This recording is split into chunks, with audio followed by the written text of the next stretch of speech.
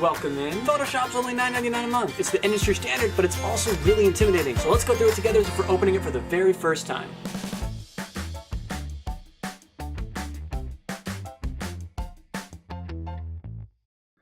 Okay, here we go. You just downloaded Photoshop. It's here, $9.99. Opening it up. You got some fancy artwork here that always changes, so that's always kind of fun and fresh. But you open up and you're like, oh my gosh, what do I even do? What are all of these things? Yours doesn't look like my thing. It's like, I know, it mostly does though. I put this there, but everything else should be pretty much the same. So you're kind of overwhelmed, don't really know what to do. So first thing, go up to the top left over here, go to File, and you're like, oh my gosh, I know, so just hold on. So you only need to focus on like 3 things here, and one of them you can't even click yet. So you're going to focus on New, Open Recent, and Save As. Save As is what you're going to be saving all your pictures as. You're going to save them as PNGs because PNGs are better than JPEGs. Or if you're saving it, you're going to be saving it as a PSD, which is a Photoshop document. So Save As is down here, but we can't do that because we don't have anything saved yet. Open Recent is clutch because if Photoshop crashes unexpectedly or you don't remember where you saved it, Photoshop remembers where you saved it, and you can go through and you can open up anything you want right here. Right? But we're going to focus on New because that's what we're doing. So we're going to go to New over here. And oh my gosh, there's so much stuff. So again, don't worry about it. Just there's a few things you need to keep in mind. This is all your recent customized canvases that you've made. This is going to be the size of the canvas that you're going to be painting on. So these are convenient if you just want to remember, like, hey, I made 1280 by 720, which just so happens to be the YouTube thumbnail photo size before. So I'm going to create another thumbnail and click on that. Or, you know, whatever it is. Like this is a 2K one here that I did. 2350 by 1000 is really, really nice and wide. It's very cinematic. I use that ratio a lot for a lot of my concept pieces. I love that. Jamma taught me that. But over here, only thing you need to be focusing on is the width and the height.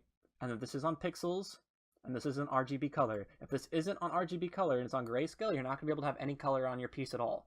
So make this on RGB. Don't worry about this. Don't worry about this. This is about printing. Make sure this is on pixels, and then this right here is all you really need to focus on. The width and the height. So you can do whatever you can. 1920 by 1080. Alright, HD, let's go. You know, sure.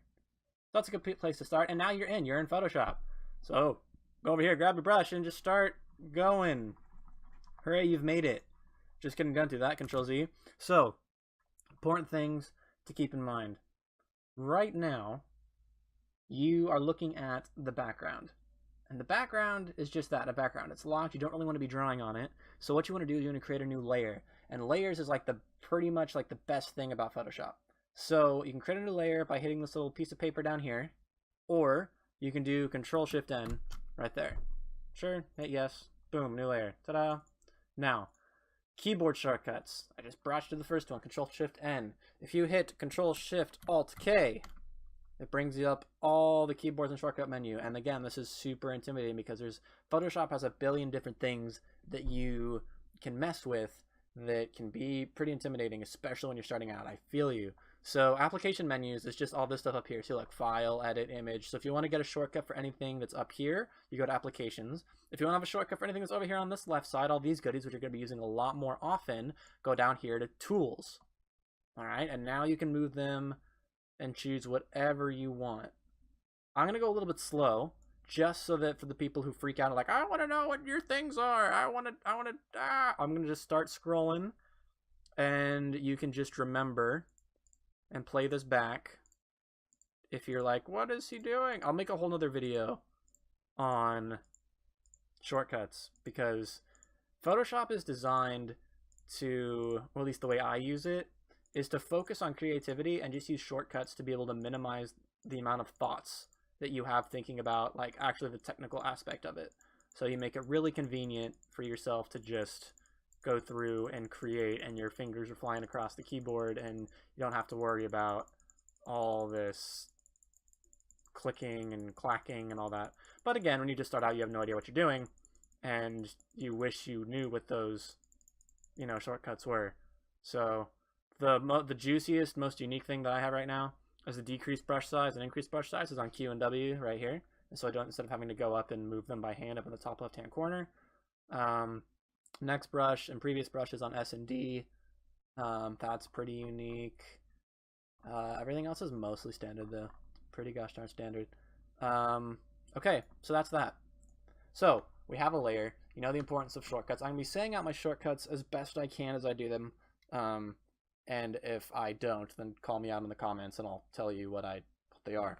So we made a layer. That's awesome. Hit B for brush. We're in the brush. Up in the top left-hand corner, you'll have your default Photoshop brushes. You can find a bunch more, like all these are packs that some of them I've made, some of them I've got from others, like this one here is Aton's brushes. He has his brushes you can get. A lot of these are JAMA. These are the ones up here that I've edited and tweaked and used the most. So brushes are available to you, but I know for sure everybody has this super soft brush right here, so I'm just going to use that one for the sake of explaining as best I can. So, see, I'm pressing Q and W to make my brush size bigger and smaller. See how convenient that is? I also have this over here, so I could change it. Which brings me to customizations. You can move around a bunch of different things to make things really, free and loose and put them wherever you want. So you can customize Photoshop to look over the way you want it to look. There's some setups that some people prefer and that are more common, but ultimately it's up to you. You can do whatever. I have my brush settings over here because I like them if you want. Some people like to use the color panel over here, and then, so they can just move their stuff right here on the top. But I personally don't like to do that because right over here, first part of the overwhelming mess, this is your foreground color and your background color. So if you have your brush and you just start clicking away, it's going to do black because that's the first one. If you press X, it'll switch the color. So it's white, so that's the way of white canvas, you won't see it. So I'll go red. Now you can do this. Hooray! Press X again, and you're back to black. Hooray! So that's that. Looks pretty fun. And real quick, the reason why black and white is important is, as the standard is, one, it just has a lot of contrast, but two, it also plays a huge role in layer masks. And what's a layer mask? Well, I'm so glad you'll ask. We're going to get there in like 3 steps. But before that, we're going to talk about the importance of layers. I want to talk about clipping masks. So you have a layer right here. Think of this as your canvas background right here, right? Which you can change it to whatever you want.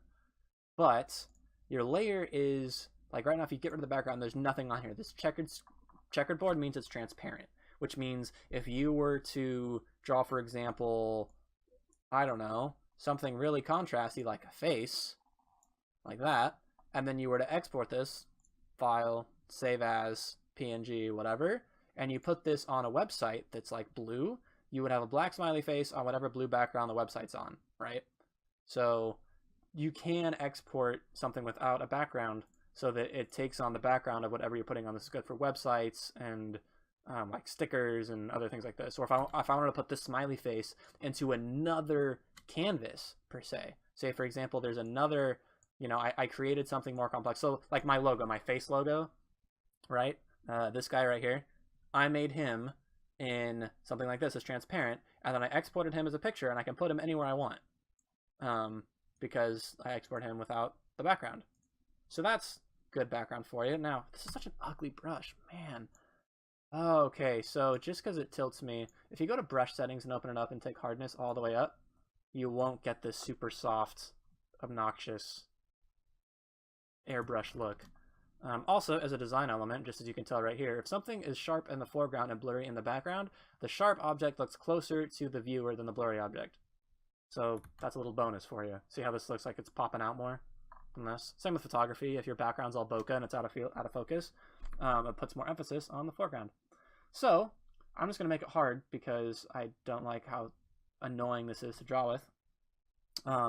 So here we have a layer. Now you say, I like this, but Josh, I actually kind of liked it when it was, I liked it when it was all soft and blurry. So I'm just gonna delete this here and press delete. Well, you can't do that, Control Z to bring it back, because it's all on one layer. So if you press E to bring up your eraser and you just try to erase through, you're going to erase through this guy too because it's all on the same layer. It's all on the same plane. So that's kind of a pain.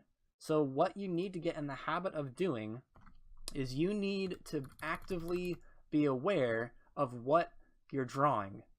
People like to say that art is just like, oh, just draw, it's just chill, it's just a fun time, it's just exciting, just go and let your heart draw. It's like you need to really think, or else you're gonna really, really screw yourself. So each layer needs to have its own like reason for existing. Why does this layer exist? Because this is my smiley layer. That's cute. Now if I do anything else that's not a smiley, right, or that's very different than smiley, I ought to create a new layer. Control-Shift-N. Or this guy down here. And now this way, if I do something else, this is his reason for existing. And if I want to delete him, I can just hit delete, and Smiley is still chill. Smiley is still living life. You know? We're having a good time. So, say for example, though, that you want... I'll use a different color. Let's say that you have this really cool graphic design idea of Smiley over these, like, red squiggles, right? But you, like, instead of, you know, trying to, you know, go through and try to make, like, behind Smiley, like, you know, this, and you're like, oh, that's in the foreground, that's in the background, and just, you know, doing that. What you can do is you just go ham, and this is where the order of layers is important, is that since this is on top, whatever layer is on top, that's in the foreground. You know, design principles aside, even though it looks like, you know, it's already on top, like, because of that, it's only technically actually on top because it's right on the top of our layer stack. So if you drag this sucker underneath Smiley, Smiley's going to jump on top. Ta-da! And now you don't have to worry about your edges because it's already on top of everything. Which is really, really convenient. So again, organizing your layers right here is pretty important. Also, while we're talking about organizing layers, you can create a folder and then or a group, since it's technically called, and you put them in here. And then you can just call this group whatever you want, group 1. And if you hide that group, you have that whole, whatever you just created, whatever is in this group, in whatever order you put it in, you can just toggle that on and off, and it helps organize your whole scene. I could get better at organizing. If you saw my video on Friday, I had layers upon layers upon layers just kind of everywhere. So I can't be bothered. I mean, I can and I will, I should, I ought. But for the time being, I'm not the most organized. But that is a tool that I would recommend you do since you're just starting and you could have good habits. So that is layers, creating a new layer, bread and butter, lots of layers all the time. Now, the next big juicy thing we're going to talk about is a clipping mask. Oh, baby. So this is actually really, really OP. What this is that it keeps the edges of whatever you drew and lets you create freely on the inside. Okay, well, what does that mean? So, I'll show you. Control-Shift-N. Now, if you hold Alt, which, by the way, when in doubt, press Alt, and it changes the function of whatever it is you're doing. So if you're on brush and you press Alt, you'll get your color picker, and you can pick whatever color you want from here and get your color. But if you hold it over the layer mask, if you hold Alt, you'll get this little arrow and a square. Click on it, and now this layer 2, remember the second layer, this means that it is confined to the grounds that you created to whatever it's masked to. Wow, that's a lot of words. It didn't make a lot of sense. Let me try that again. It cannot, whatever you paint in this layer cannot go beyond what you created in the layer below it. Created whatever layer that this layer 2 is clipped to. So let's go and grab some red, right? And if we want to go crazy, it can't go outside this. It's grounded. It's stuck. It can't leave. Now, if I just had a regular layer, I can go wherever I want. If I put it underneath, it's just now underneath it. But so instead of having to go through and actually try to, you know, to be all precise about it or try to get all clever and, you know, just get the outline like this, you know, let's do a clipping mask. Clipping mask, so hip. Clipping mask. And you are good to go. And that doesn't make a lot of sense. You're like, okay, that looks kind of cool, I guess, like, woo. It's like, no, you don't understand. That's huge. And I'll show you by doing, like, an example in a little bit. So that is a clipping mask. That's awesome. Now, before we leave the layer section, there's one more very important tool that you need to use in your tool belt. Like, these are all the things that you're going to use all the time, what I just showed you. The clipping mask, the layers all the time, and then this guy right here, the little Japanese flag down here. All you weebs out there, it's your favorite thing in the world. Well, for anybody, it's your favorite thing. This is layer mask. What this does is that it prevents you from destructive editing. Now, what is destructive editing? Destructive editing is anything that has you rely on your undo button. So say, for example, you're over here and you draw something awesome, but then you want to erase it. So you start erasing like this, and you're like, good, that's much better. I like that a lot, right? And then you keep going about your day, you know, and you make all this stuff, and you keep going, and you're going, and you're going, and you're going, and you're going, and you're like, oh shoot, wait a minute, I actually want to have this thing right here not be erased. So I'm gonna Control Z, and you spam Control Z all the way back, and you're just praying to God that it backs up, and you're like, oh man, oh, that was really close, right? But what if that doesn't? What if that doesn't work? What if you're so far advanced that you can't go back to that time? Then you're hosed. You're totally boned. And that's why I never use the eraser brush, like ever. That's not, I erase, but I don't use the eraser brush to erase. And this layer mask right here is what you do to actually not screw yourself later. So, and you do that, and this is why the whole black and white thing I was talking about earlier is why it's so important. So you're not on the eraser brush, right? But you're in your layer mask right here, which is blank. You go to brush, B, and now if you draw with the brush with the color black, it looks like it's erasing. Just like this. Although something's wrong with my brush because, I think it's the brush that I'm using actually. I should use a different one. See how it's kind of like gray right here? Oh, interesting. I wonder what that is. Not sure. I'll have to figure it out later. Aha! Okay, I figured it out. So, see, learn every day. So, this is actually, it works for my illustration to show you. So you see how this is kind of almost like a pink, like you can still kind of tell, like it's like a light kind of like purple-ish, almost kind of blue. It's not white, it's not erasing it. You can still tell. Why that is that over here, this isn't true black. You see how it's like hanging out like just right above this black? Like it was like right over there before. Like now it's right there. So we have to go all the way down to the bottom to have true black, like blacker than black, to actually be able to erase. Anything other than that is going to give you, I should have known this, I just panicking because I was live. Over here, you're still going to see your edges, and it's not going to be as erasy as you want it to be. So that's why you have to have, and if you just hit this button right here, it gives you pure black and pure white. It will show you, like, it'll give you the purest form that you can get. And what I'm saying is that instead of just using the eraser here and getting rid of it forever and having Control Z, if you use the brush, the actual brush with the layer mask over here, and you switch, so right now I'm on black, I'm erasing, if I hit back to white, I can bring that back and the original like strokes that I did. So if I make, you know, tic-tac-toe over here, or a design that actually kind of matters, and I make a layer mask for it, and I want to erase some things, that's fine, I can do that. But now instead of having to worry about like, oh, I need to get this line to match up with this, it doesn't. Photoshop already remembers where the original hopscotch, you know, hashtag is. It's right here. Well, tic-tac-toe board, it knows exactly where it is. It's just covering it up. So I don't have to worry about it. I can just go like this, and boom, it's my perfect line that I already drew. That line that I spent so much time agonizing to make sure it was just perfect. Like, look how thin that is. Oh, I don't have to worry about that. I can just, oh, now it's thick. Or, oh, I want to make it thin. Like, it already remembers everything. So it's so much easier to have the freedom to edit without actually losing it forever. Gives you great peace of mind. And you can still do anything you normally will with an eraser, but it gives you that infinite Control Z.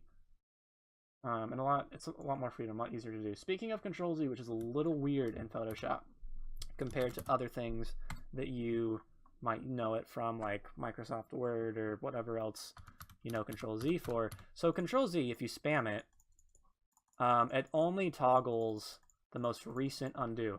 So say for example, I'm like, I don't want to get rid of this, so if I just spam Control Z, it's just going to make whatever I did, it's just an undo and redo toggle. If I want to actually keep going back, I have to press Alt, so Control Alt Z, and I spam that, and now I'll go all the way back. But here's the kicker. If I press Control Z after spamming Control Alt Z, it'll bring back whatever was before. So all it does is just undo and redo whatever you did. So think of it as like when you press Alt, time stops. Like time stops moving and Photoshop doesn't realize what you're doing, and you can spam and you move real fast and you're like, yeah, and then as soon as you press let go of Alt, time resumes again, and you're like, hey Photoshop, I want to go back a step, and it's like, okay, boom, and it brings back everything because, you know, when you pressed Alt, time stopped, and I had no idea you did all those things, so it just compares those two different points. So say for example you're like, that's a little bit too much, I'm gonna go through and only go back some. Now you do Control Z. Now it does that. I'm gonna redo. That's not that. So I actually don't redo ever because of that. Is there technically a redo button? I think step forward. Yeah, Shift Control Z to bring it that way. But because of the whole time stop mechanic of using Alt and Z, and just going back all the way to the beginning. And instead of just being like, oh, I want 3 more and going back this way, I usually just end up going all the way back this way, which is probably inefficient now that I think about it, so I can probably improve on that. But I like never use redo just because of how OP that is. So if you press Alt and Shift, both of them stop time. And then Shift goes back. Control Z, it just, yeah. So you rarely, oftentimes you'll be like, oh, I need to undo, and you'll spam Control Z, and you'll be like, oh wait, that's not working. And then you'll remember to press down Alt, and then go. So that's a small little tidbit that can be kind of confusing. So that's that. Okay, moving forward. Foreground, background colors, check. Color panels, layers, customizing the layout, check. Okay, here we go. We are going to get to selection, and selection is also very powerful, very nice.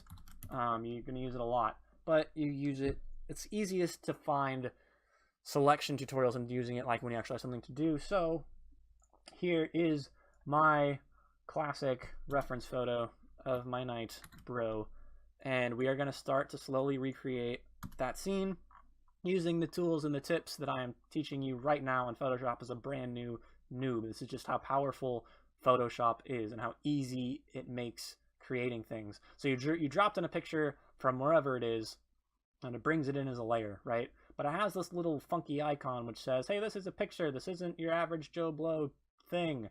And you're like, okay, cool. But so you try to edit on it, and they're like, no, this is special, you can't mess with it. And you're like, well, I want to, so you hit OK, and now you can actually mess around with it. Press Control T, you know, which you could do even if it were special. But now you can actually paint on it. Ta-da! But again, look, we're on the same layer, so if you're like, oh shoot, I don't want that black, and you try to erase, you're boned. So, new layer, Control Shift N. Ta-da! Do whatever you want. Erase, which you shouldn't, because again, you choose a clipping mask, or a layer mask. But anyway, so there's that. Here we go.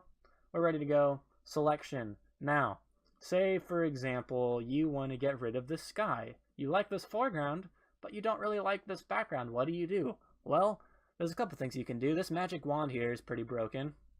What it does is it selects a group of similar pixels in the area around it, and it uses this tolerance to determine how picky it's going to be in determining what those pixels are.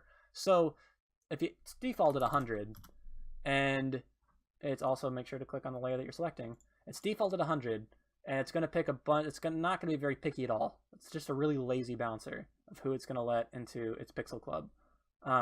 Say for example you wanted to only have the blue sky here, you can probably tweak this, bring it down to like 50, to only get the sky. It's like that. Yep. That's it. So a little bit more picky. And again, you can get cranking all the way up to 1. Like I had it on 10 earlier. And 1 is you're just like, this strip right here, you know. So I'll leave it at 50. And this is a good, easy way to select a bunch of stuff. And when you start seeing reference pictures, you'll notice the quality of reference pictures depending on the background it's from. You're like, ooh, that'll be really easy to cut out. Or you'll be like, ooh, that's going to be really tough to cut out because like it's all similar values. Like this part down here, how that's pretty similar. You're going to look at that and you're like, that's going to be kind of tough and kind of a pain. But then you list things like the sky that has a nice contrast with this mountain ridge, and you're like, oh, easy. I'm just going to, I know I'm going to have to lower the tolerance, and then I can just go through and get rid of that. So again, your instinct is just going to be hit delete because you don't need it. But again, you got to think ahead. So I went over and I created layer mask, got a little Japanese flag down here. I got my color black. I'm going to press G from my paint bucket tool, and I'm going to click. And now it's the same thing as deleting, but I can bring it back later if I want to, right? So again, layer masks, it's huge. You'll thank me later. So same thing. You can keep doing this. Now, oh, look, it selected the stuff I wanted it. I didn't want it to because it's not picky enough. So you're going to be like 10, but now it didn't select enough. And this is where you get to the limitations of the magic wand tool. Like, it's good when it works, but even when it does, you get these, like, look, you can still see the outline of my mountains right here. So using the magic wand is a great start. It's a great place to start. It's when you're feeling lazy and you're like, I mean, look, I got a lot of that done, but nothing too awesome. So that's this guy right here. Also, I've been pressing M to get back up to this guy, A for this guy right here. So now that we're here and I'm in my layer mask, I'm gonna hit B. Gonna go, oh wait, I'm trying to use that brush everybody has. Over here, hardness up because it's annoying. And you can just start going, you can just start erasing over here. Now, this is where having soft hardness could actually kind of help you, but you have to be careful. Let me explain. So right now I have really hard hardness on my brush setting over here, which again you could find if you just go over here to search and hit brush settings. You can pull it up. This means that I am ruthless in my destruction of pixels. I take no prisoner, and if I cut, you can tell where I'm cutting. It looks like that. It looks like a circle. You zoom out, oh look, that's like brutal, right? If you take the hardness all the way down, like a soft brush usually is, you're a lot more generous and a lot more gracious with the prisoners that you take, the pixels that you kill. And you zoom out, and now it kind of looks like really soft and like foggy almost, right? And this is like a classic sign of, first of all, it just screams airbrush. And anybody who knows anything, like, oh look, it's an airbrush, and it's really amateur. It doesn't look real. It doesn't look good. It just looks like somebody who is trying to get rid of this rock just took a really soft brush, and they have the best intentions. They're like, I'm gonna get really small, and do this, but then it bleeds over. Or if they get really time consuming and get really small right here, it takes them more. So like they keep this original rock intact, but I mean they might as well have a hard brush at this point because they're just going back and forth so much. It would save them time if they just took a hard brush and just boop, done, instead of having to like freaking scrub it like, you know, dishes or something. So soft brushes, and again, like you can, even if you use a soft brush, you can still kind of tell it looks soft and fuzzy. And that's where, you know, especially with painting, getting hard edges can be a challenge. It can be tough, but we'll talk about hard edges because you need to have hard edges if you want things to look good. And that's where pictures come in. Like, look at this nice hard edge. Look at this that I didn't do. It's a picture, but it's a hard edge. But again, this is with the line that you get. 3D uses all hard edges. And I mean, it's a little nuts. So you can't have too hard edges or else everything looks cold and not real. But you can't have everything be too soft either, or else everything just looks airbrushed and lame. So it's a balancing act of trying to have soft edges and hard edges. So you keep cleaning up this mess. But again, watch, if I get too big, it's going to start getting rid of that rock. So that's why I just keep it hard. And then if you want to get soft when you get in real close, you can. But at that point, if you're coming in slow anyway, you might as well just keep it hard, since you're going to be so small and moving so slow anyway, you won't actually cut off your rock. So you're doing all this, and this just takes time. It's kind of a pain. And there's really no fast way to go about doing it without getting...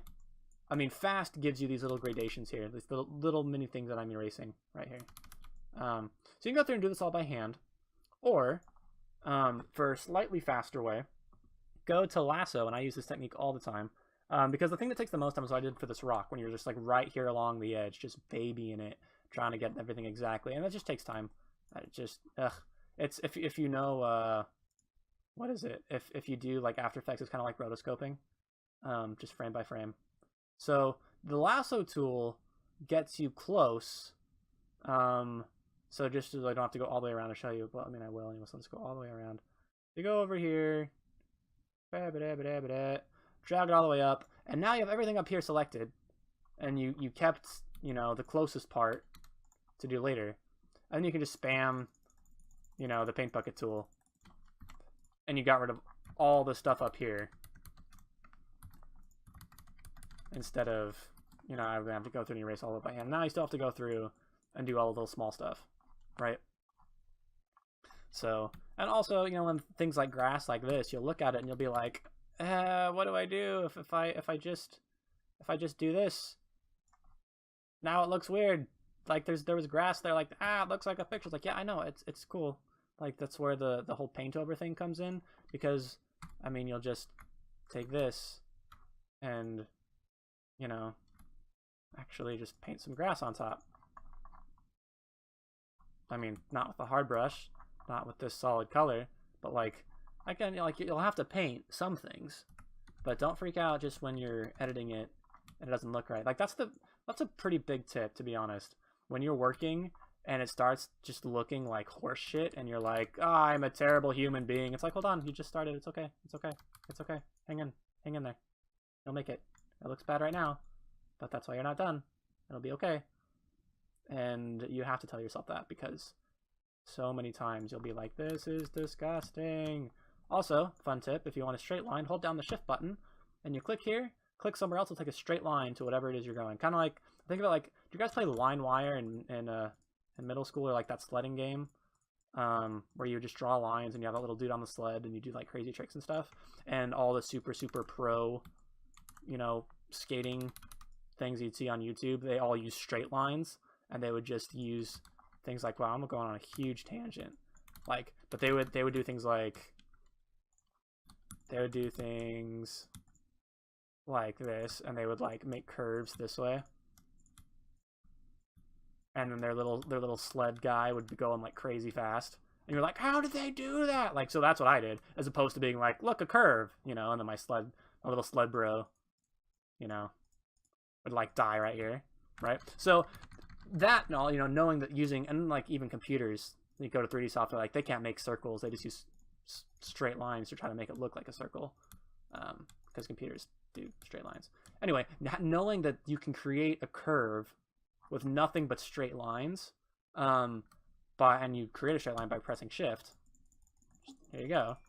You know, it can help you get really precise curves without having to try to come through here and be like, I need this curve, and like just redoing it over and over and over and over. So things I learned from Line Writer. That's what it was, Line Writer. Man, the memories. I didn't do so much schoolwork because of that. It's like when you're in the computer lab and you're supposed to be writing a paper. Nope, screw that. Line Writer. What is LimeWire? LimeWire? Isn't that the straight torrent thing everybody did that got like cancer? Like the very first, like, anyway, I'm getting distracted. LimeWire? I'll have to look it up after. So here you go. So look, you get some gradation and you're like, I don't like this. Okay, well, that's why you have a clipping mask. That's why I keep saying clipping when I mean layer. That's why you have a layer mask. So normally if you just erased it by magic wand, you'd have this little bit stuck in here and you'd be like, oh crap. But since you have a layer mask, you can just paint that right back in. Easy peasy. Done. Oh, you have some floaties? Press X, erase them. Oh, too much? Press X, bring it back. It's OP. It's super broken. Saves you a ton of time. Honestly. A lot of freedom. Freedom. Okay. There we go. Press shift, get some straight lines in there.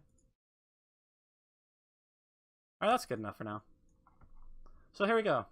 Check that out. Boom, you just erased the sky in Photoshop, and you bought it like 10 minutes ago. What are you, a pro? Apparently. Frick, dude, make a new layer. Done. Now, got another sky picture. Shazam. Now, here we go. We are running into a problem. What is that problem, Josh? Well, look. Every picture that you use, it doesn't matter, it has light information in it. This one has really specific light information. Like, look, the sun is clearly coming from this general area. It's coming this way. So if I put in a sun, with the sun coming over here, that's clearly coming this way, it's not going to look real and it's going to look lame. Right? Now, that's a really obvious observation. But, like, what that separates a good artist from like a kind of sort of okay artist is somebody who does those mental checks for literally everything. Now, again, the trick is you have to know what those mental checks are. So you actually have to know light. You have to know the rules of lighting to know what mental checks to do, which is why you have to study light. Like if you're going to study anything, composition and light are huge for environments and then everything really. So light, and perspective. Those are probably the three things I'm going to harp on the most. Perspective, light, and composition are the things that are going to make you get the best, the fastest. So you look at this and you're like, pass. So you press Control-T and you're like, I'll just do this. And look, now it's great. Now it's upside down. Like that doesn't work. So what do? Well, you're going to use a really, really great technique called flip horizontal. For me, on the shortcut, it's Control-Alt-Q. And just to show you, because I know I care about this so much that you guys need to actually do this. It's an application, it's an image, all the way down here. It's Control-Q. Flip canvas horizontal. Okay, pause. So I was half right. So what I just showed you, the Control-Q, that's flip canvas. That's flip your whole canvas around, right? But if you just want to do that, if you want to hit Control-T first, and then move what you selected, that's flip horizontal here, and that is under Edit. So that's under Edit, all the way down here. Alt-Control-Q, which is what I just showed you, where you select it. I'm going to hit Alt that, but then, so just to show you what I mean, so if you do this, right here, Control-T, Control-Alt-Q flips this, right? If you just do Control-Q, which I showed you before, that flips the entire canvas. You see the difference? So like, I'll put this here. Actually, I'll just show you what I mean. I'll make another layer, do this here, flip this one, Control-T, Control-Alt-Q, I'll do that. And then if I just do Control-Q, it flips everything. So the Edit one, Control-Alt-Shift-K, Edit, the one down here, flip horizontal, just flips what you select. The one I just showed you in the video before flips the entire canvas. So do both, so you can flip both and do all the flipping and all that. Okay, I just want to tell you because I know that someone's going to get really confused if I didn't clarify that.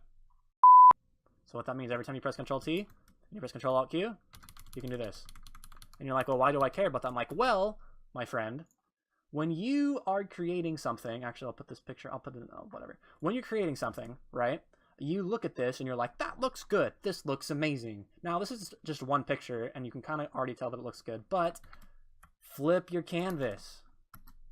And when you flip your canvas, it just, like, completely tricks your mind into seeing it in a whole new light. Like, honestly. Like, it just, I don't know, like, you know when you're a kid and you're looking at the clouds because you're bored, and you're like, hey, that looks like a turtle. Hey, that looks like a pigeon. That looks like Pikachu, you know, whatever. That's your imagination taking things and trying to taking the abstract and trying to give it sense, you know, as opposed to, you know, like even now, this is fascinating to me. Fascinating. So you, as the viewer, who is not me, right?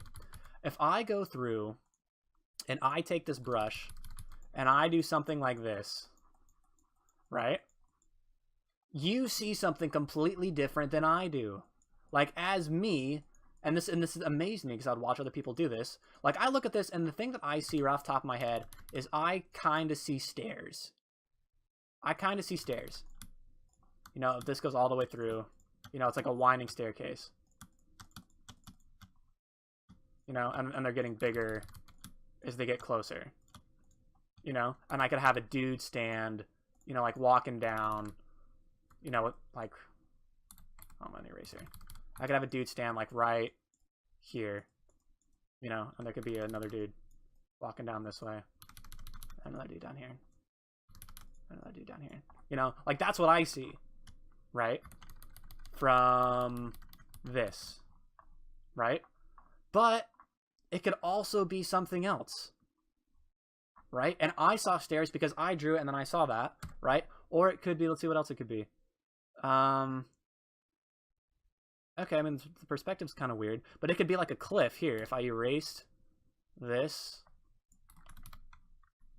right? And I went further this way, it could be the side of a cliff, and people are standing around, you know, looking down. And there's like a bunch of stuff going on down here. You know? Or like this is like, to better create what I'm trying to say. Like, these are all, like, posts. And they're all standing up. Like, this is all really high up in the sky. Right? And this is, you know, you could have, maybe there's more posts behind them. And it's like, ooh, I don't know. You know? So, that, and this is something I'm gonna be talking about this all the time. I'm gonna make, this is like my thing. Jamma taught me this, and it just blew my mind. Instead of looking at this white canvas and just absolutely pissing yourself of like, okay, this is gonna be a house, and I'm gonna make a fence, and I'm gonna draw a little path, and then I'm gonna draw a hill, and then I'm gonna draw a sun, and there it is. Look, I'm an art. Like that's so hard.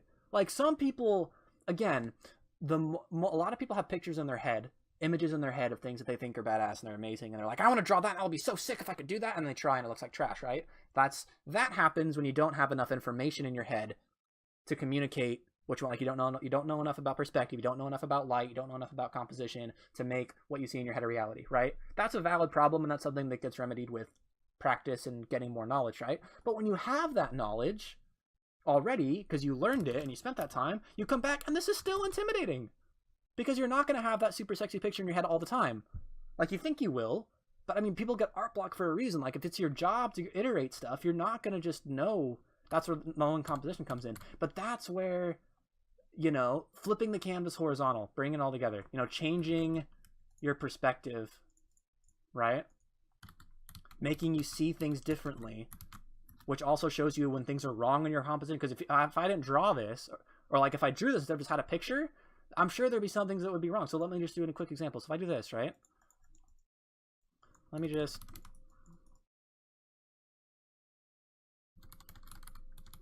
I don't know, some over here.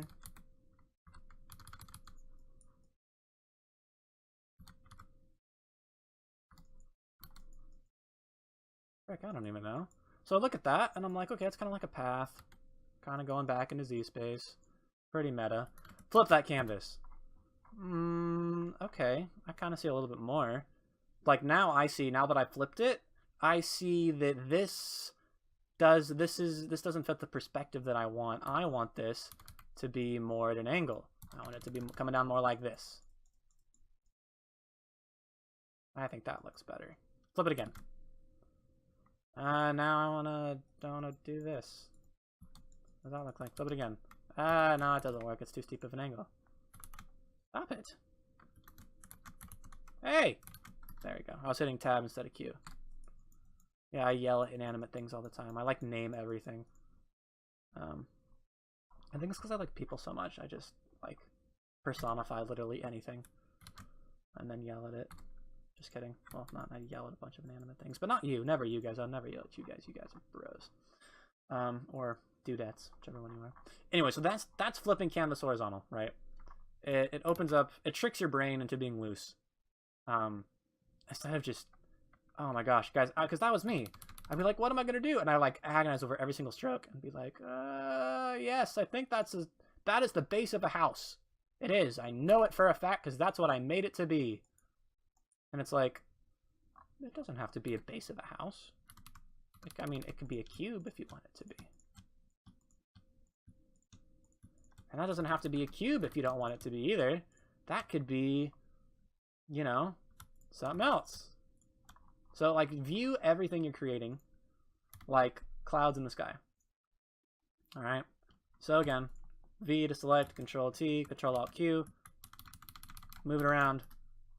1, just to trick yourself. 2, if you know it's awesome and you like it, awesome. But now you just brought in this picture, because remember, it was originally like this, and you're like, press, and you're like pissing yourself because it's not going to work, even though you found this gorgeous sky. It's like, yes, it will. Just boop.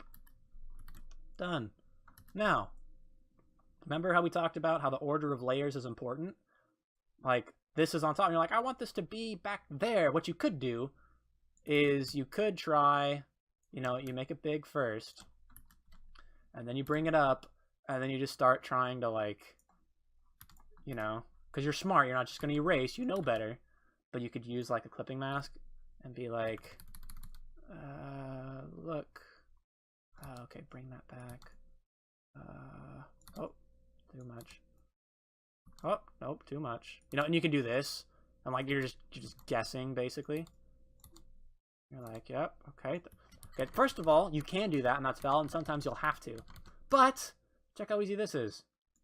What did you do? Sorcery. I know. Watch, I'll do it again. Ta-da! Done. Easy. All I did is, since this is transparent, remember? See how I deleted it, like, because I got rid of this, and see how this is just the background layer? If I got rid of the background, there's nothing here. It's just transparent. That's what those checkers mean. So, I mean, if I were to change the background color, this would be black. So, by putting this sky right here, because remember, this is also transparent.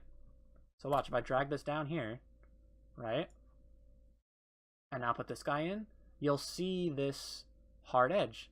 Because you have to think of it like, I don't know, like, you know when you go to Disneyland, or like they have these fancy rides where they're like all on these little sliders, and they like build an image, or it's like, I don't know, it's like those street paintings where you look at it from the right perspective and it looks like a 3D thing, but then you move your head like 2 inches to the right and it looks like this super elongated weird thing. You have to view it like that. You have to view it like Z-space, which is like going back. Like if you could reach your hand into your computer screen, if you could reach your hand into this YouTube video, you know, you would be going deeper into that space. That's called Z-space, because X is left and right, Y is up and down, and Z is the punchability of your piece, of how far you could like fist it, put your hand in there, how deep you could actually go, right? So you do that by building up this. So white is the far, that will checker, and then you have your white, and then you build it forward by putting on, you know, your sky, because that's there, and then you put up your rocks, and that's there. Easy peasy. Done. You just put in the sky. Ta-da! Like, Z-space is all about how deep you could bro fist your painting. Like, how deep you could just, like, high-five it and put your hand in there. Alright? So, again, see how deep you can get your hand in. That is Z-space. Now, look, you're doing pretty good for yourself. You bought Photoshop, and you just bashed 2 pictures together. Look at you. You're well on your way. And you're like, but Josh, I don't have those pictures. I Google rocks and I get crap. I get this. Like, where do you get these pictures? I'm like, well, I get them over here. Over on this website. Because that's where I get them. Because Washtech Foose, who is an amazing concept artist and designer, over on ArtStation, you can check him out. He makes stuff like this, and he goes out with his fancy camera and his buddies, and he takes pictures of stuff like this for concept artists like us to use in our paintings. So we can paint over it like this, and it's OP, and it's awesome. So there's that, right? Now, say, for example, you do this, and you like this, and you're like, well, something seems off, but I don't really know what it is. Well, that's part of the knowledge, but I'll spoil it and tell you, is that the color temperatures are wrong. This gold here is way too gold, and this is not gold enough. So you're getting this weird mix match. Like your brain is subconsciously telling you, hey, that grass should be a darker yellow because of what color that sky is. So there's a couple ways you can go about doing it. And there's not a wrong way or a right way. I mean, again, as long as it looks good, you're doing it right.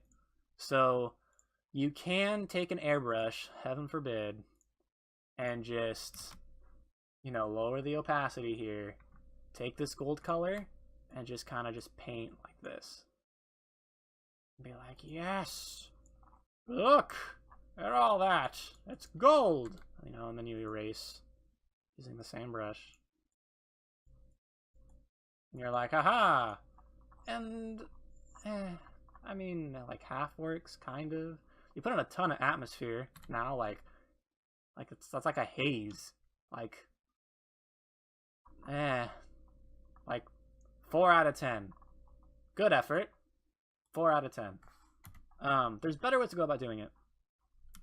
one of the ways you can go about doing it is, one, to edit the picture itself. If you press Control-U, which I did, which is hue and saturation, you can make whatever shortcut you want. You can mess with the saturation of the whole piece. Or desaturate it. You can mess with the lightness and the brightness. And you can mess with the hue itself. And this is sorcery right here, honestly. This is OP. There's just a little bit of tweaking. Remember, okay, I know you're excited and you just want to be like, look, it's super gold. And like, no, don't do that. I love you, but don't do that, because less is more. Believe me, especially when it comes to like filters on Instagram, or, you know, LUT packs for Lightroom, or, you know, Premiere, like anything that changes a bunch of stuff like this, you know, that boosts your color, you know, or if you do curves, you know. I can't believe I don't think I have curves on a shortcut. No, I don't. So if you do things like this, right? Less is more. Honestly, less is more. Just, it's gonna look sexy. I know you're excited about it, but just don't be doing this stuff. Don't be just, right, yeah, like, it's okay. You're gonna get there. Just less is more. So just a bit.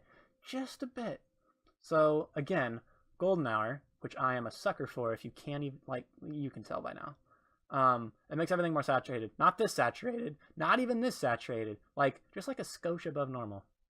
Just like just enough for you to be able to barely tell. Now watch. Now if you toggle Control Z, look at that.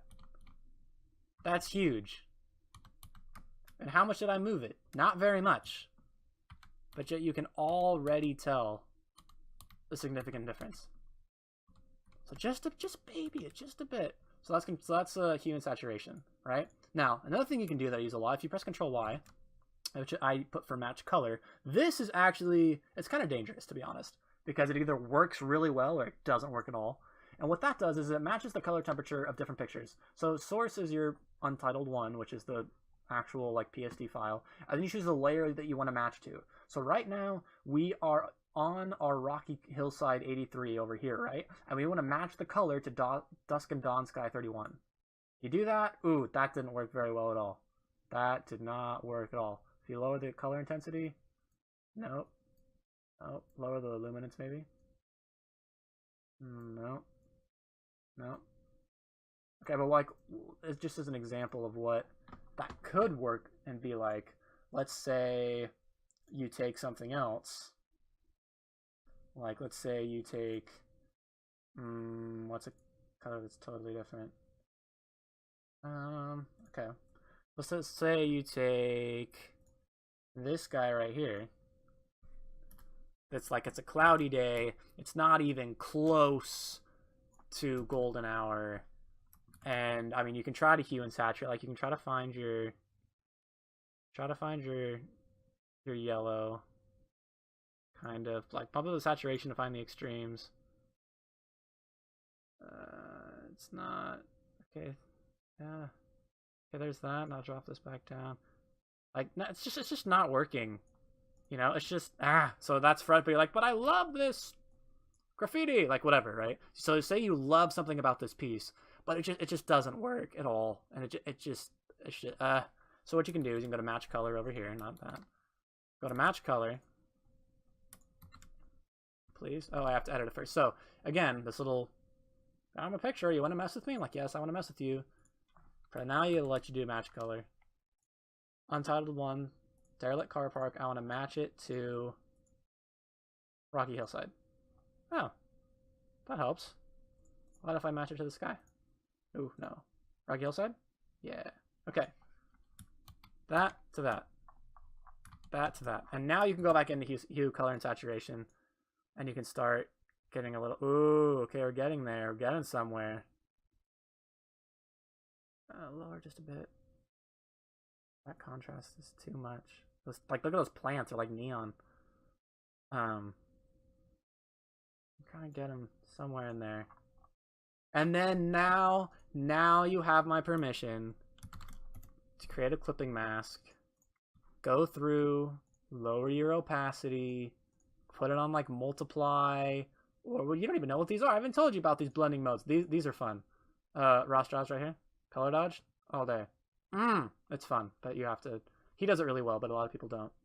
So you can watch his videos on how to color dodge, but we'll talk about more of this in a little second. But you can grab something like, let's do overlay, not soft light, overlay, and then you take, you know, this color here, pressing Alt, get my color picker, and just painting. See, look at that. Boop, sun. Oh, you know, or whatever it is you're trying to do. Warm it up a bit. Maybe too much. Anyways, but again, less is more. Look at that. I'm at 45%. If this were 100, it'd be way. Turn it off. Turn it off. If you're like, what? Only 40%? It's like, well, yeah, look at this. Look at that difference. And that's at 40%. So again, less is more. Gosh, so frustrating. And I cringe not because I'm mad at people who do that, but because I did that. And I'd be like, yeah, look at me edit photos. And it's like just super 90s and just over the top. And it's just, it makes me cringe when I see that because I just see myself and I'm like, oh, thank God I learned how to lower the opacity. Because less is more. Less is more. Like Ross pushes the envelope on his less is more. Like he uses color dodge and like it's become like his meme now, which it should be because the guy's awesome. But he actually uses it very conservatively. I mean, it might not seem like it just for, you know, how big of a deal he makes out of it, but Ross knows exactly what he's doing and he knows the dangers of that. And again, you can the easiest thing to abuse in Photoshop are the sexiest things, which are the overlays here, which are the blending modes. So we'll have a whole other talk on blending modes, but just if you take away anything now from the super basic intro tutorial is lower your opacity. Lower your opacity. When in doubt, lower your opacity, because you can always, I mean, again, you can technically bring it back down, but yeah, if you walk away from your computer and come back, you'll be able to tell if there's too much opacity. Also, zooming out really helps. So you look at, so it's still not really looking super kind of right. What do I want to do? Like there's this blue up here and there's no blue to be seen at all. And you look at that because, well, if this were real, you know, there'd be some reflected light and some refracted light in the atmosphere. And I don't see very much of this blue at all. So again, what you could do, make a new layer. What we just did, go to overlay, get your soft brush, get your blue, and you can just start. What happened? Where did I click? Oh, whatever. Go to overlay. Lower that opacity a bit. Grab this blue. Little harsh. Also, I'm using my mouse for this. Ideally, you would have a Wacom, or if you're rich, you have a Cintiq. So, and again, and this is also called vignetting, where you just frame the corner of your picture to get people to look at what you want them to look at. So like if you look at this, like that didn't do anything. Yes, it did. What are you talking about? And then also you have like this part that's hanging over that you wouldn't see if you didn't zoom out. Yeah. Come back here a little more.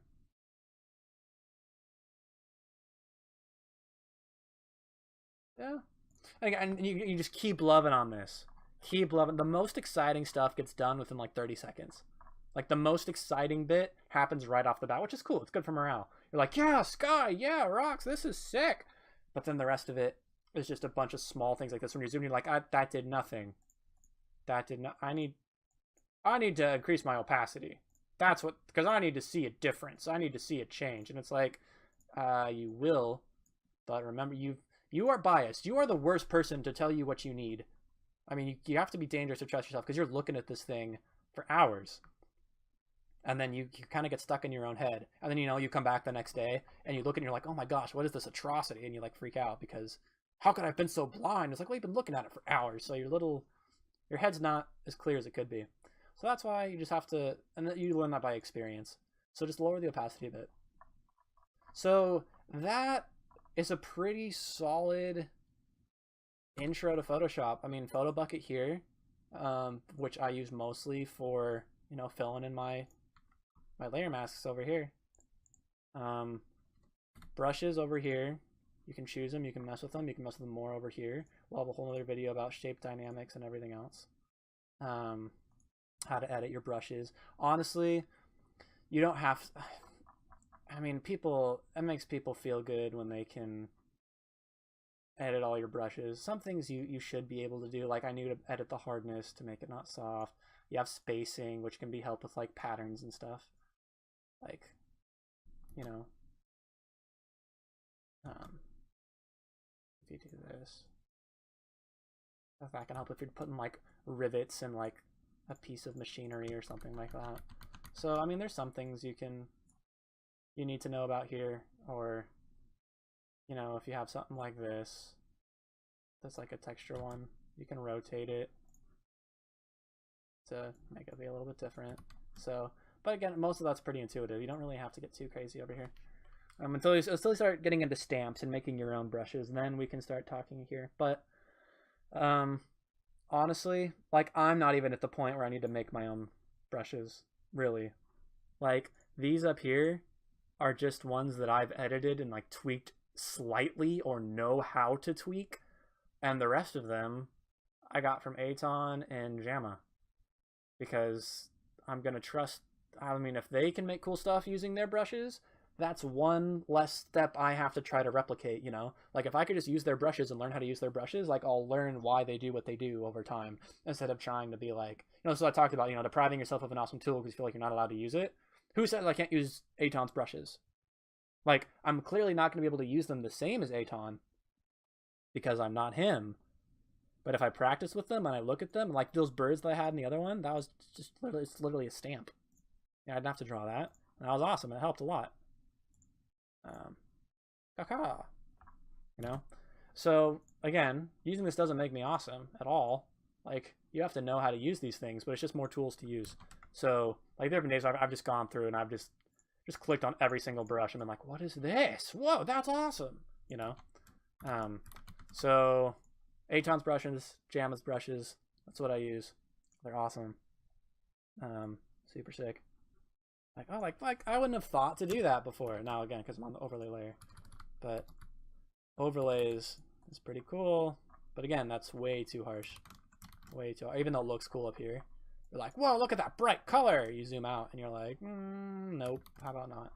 So that is all I have for super intro to Photoshop. That should be enough to give you enough to play with. Get you started. You know how to replace things and pictures by highlighting them and not deleting them, but by using a layer mask. You know how to tweak the colors of the pictures that you find. You know where to find some pictures, and you know how to use a clipping mask. So if you want to paint things, you actually want to paint, and you want to keep your edges, you can actually do that. Control and go here, like this, here, and now you can keep things in here. So that's huge. Hey, you know, for not knowing anything about Photoshop before, you are well on your way. Good sir. Good madam. And thanks so much for coming by on this Technical Tuesday. You guys are all great, and I cannot wait to see you again next time.